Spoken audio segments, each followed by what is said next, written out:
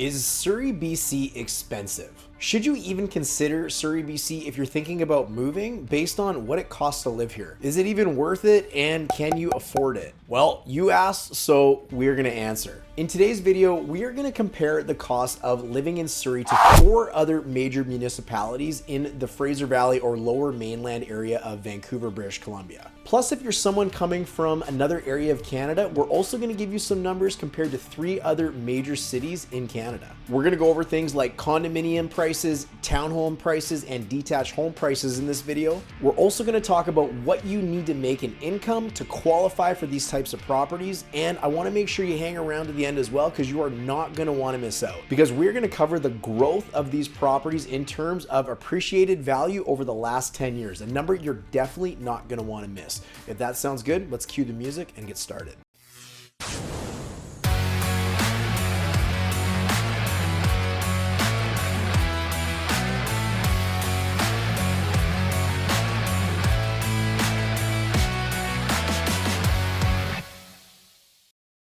Hey, my name is Darren, team lead with the German Group and realtor with McDonald Realty in Surrey, BC. If you're new to this channel is 100% dedicated to everything to learn about living in the areas of Surrey, BC, White Rock, BC, or just generally any of the crazy changes going on with BC real estate all the time. If that sounds like something that's interesting, consider subscribing. You know, people like you are booking online meetups with us all the time to learn more about the areas that we service. And the good news is, well, we're here to help you too. Whether you're moving in the next 9 days, 90 days, or even 9 months from now, be sure to book an online appointment to meet up with me and my team, and we will help educate you on everything you need to know about BC real estate and relocating to the areas we serve. And we will do our very best to help make sure that your next move is the best that it could absolutely be. So I know exactly what you've been doing. If you're thinking about relocating, you have been scouring the internet on every single website in the absolute depths of Google, trying to figure out of whether Surrey is an affordable place to live. Is it expensive to live in Surrey? What is it gonna cost you to own a home in Surrey? I get it, it's tough relocating to a new community, and you've got so many things to consider. You want to find a safe community. You want somewhere that offers lots of job opportunities, where the commuting is good, the transit is good, the schools are good, and you're just generally going to love living in the area.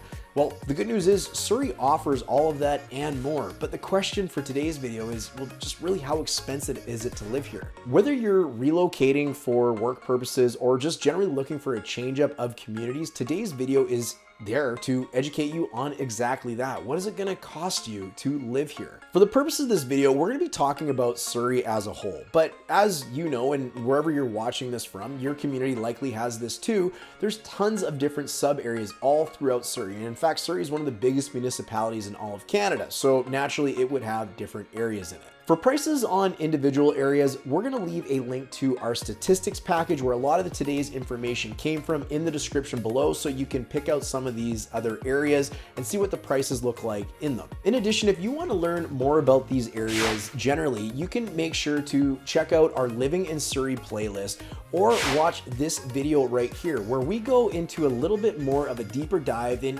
everything about Surrey, not only about owning real estate, but what it costs to rent in Surrey, what the cost of entertainment is in Surrey, and generally what your life-to-life expenses will be if you choose to call the city of Surrey home. So check out that video as well. We'll also make sure that's available in the description, or it will be available at the end of today's video for you to easily click on. Hey, real quick, I don't run any ads on my videos, intentionally anyways, and put in about 8 hours every week trying to bring you the very best content there is while keeping it somewhat entertaining too.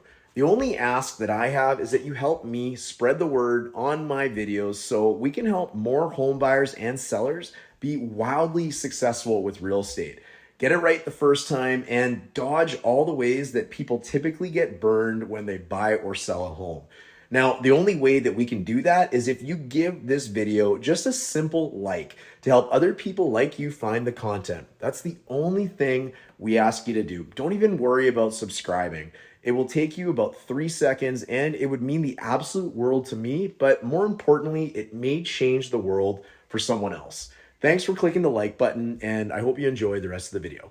So how does Surrey stack up against 4 other major municipalities in the Lower Mainland? In this video, we're going to cover Vancouver, Burnaby, Richmond, and Langley, so you can see exactly what the prices look like if you choose to call Surrey home. Let's start a baseline with talking about detached homes and what they cost in the city of Surrey. As of the day of filming this, the benchmark price of a detached home in Surrey is $1,613,800. In Langley, it is $1,591,200, about 1.4% lower. Vancouver comes in at $2,567,600, about 59.1% higher.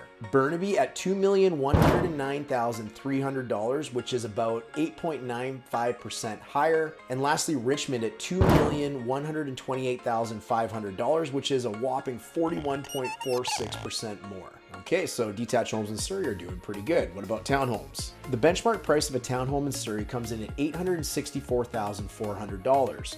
In Langley, this benchmark price is $848,900, making them cheaper by a difference of about 1.79%. Townhomes in Vancouver come in at $1,363,300, making them 57.7% more expensive. Burnaby at $941,800, making them just shy of 9% more expensive, and Richmond coming in at $1,120,500, making Richmond townhomes about 29.63% more expensive than a Surrey townhome. There's one more on our list, and that's condominiums. The benchmark price of a condominium in Surrey comes in at $544,200. Langley comes in at $606,000, making Langley 11.36% more expensive. Vancouver comes in at $813,300, making it 49.45% more expensive. Burnaby at $779,500, coming in at 43.24% more expensive.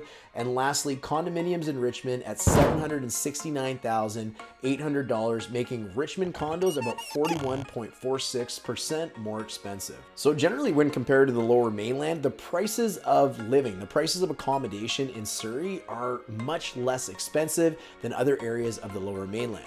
Now, just in case you don't know the geography of the Lower Mainland that well, Vancouver is, well, you know, it's the biggest city out here. It's kind of like the epicenter of the area.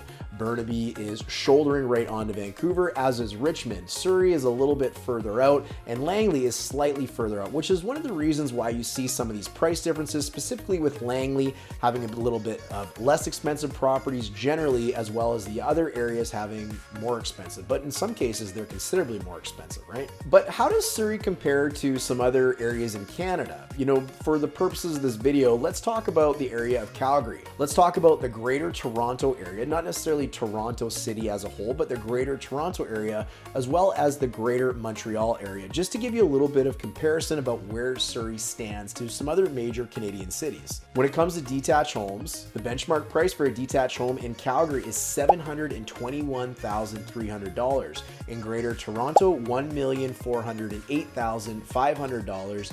And in Greater Montreal, I could only find the median prices for Greater Montreal, but nonetheless, it came in at $550,000. Townhomes in Calgary came in at $436,500. In Greater Toronto, $809,000. And there was no data that I could find provided by the real estate association that takes care of Greater Montreal, so we'll have to skip on to condos. In Calgary, the benchmark price of a condominium was $329,600, $679,100 in Greater Toronto, and in Greater Montreal was $395,000. So holy smokes, we're a little bit more expensive here in Surrey than we are in some of these other significant Canadian cities. Now, again, we're not talking about the city of Toronto. We're not talking about downtown Toronto. We're talking about Greater Toronto. We're talking about Greater Montreal. But since Surrey is a suburb of Vancouver, it's in the Lower Mainland, I thought this would be a little more relevant in terms of data for you.